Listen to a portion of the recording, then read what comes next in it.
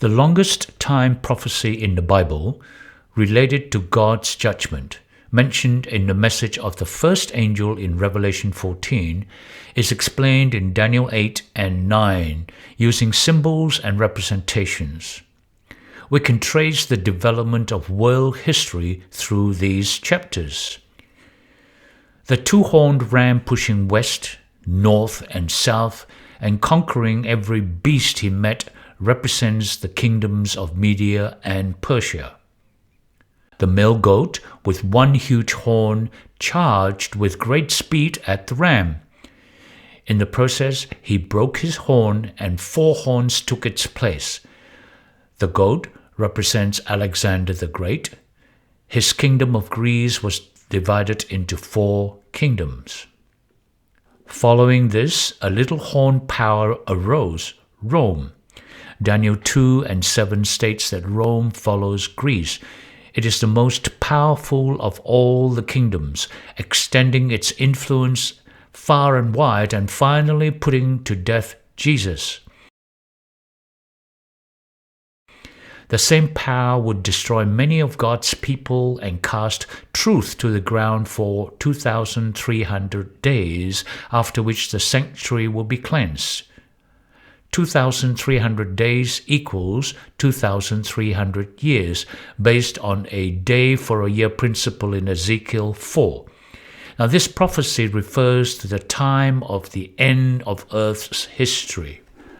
Out of this 2,300 years, 70 weeks was allocated to the Jews to repent and serve him. 70 weeks equals 70 times 7 days equals 490 prophetic years. So when is the starting point of this amazing prophecy? Daniel 9 pinpoints the start from the time when God's people were decreed to return to Jerusalem and rebuild it in 457 BC. Furthermore, it also explains that from this point until the Messiah comes will be a total of 69 prophetic weeks. 69 prophetic weeks equals 483 prophetic days, which equals 483 years. Therefore, 457 BC plus 483 years will bring us to AD 27, when Jesus began his public ministry at his baptism. 1 more week is left of the 70-week prophecy. Daniel 9 talks about the fact that in the middle of the week, the Messiah shall bring an end to sacrifice and offering. After 3.5 years, Jesus was crucified.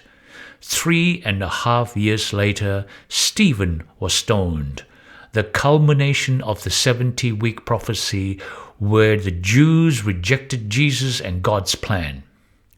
Since then, the gospel has been shared with the rest of the world, and anyone who accepts Jesus become spiritual Jews.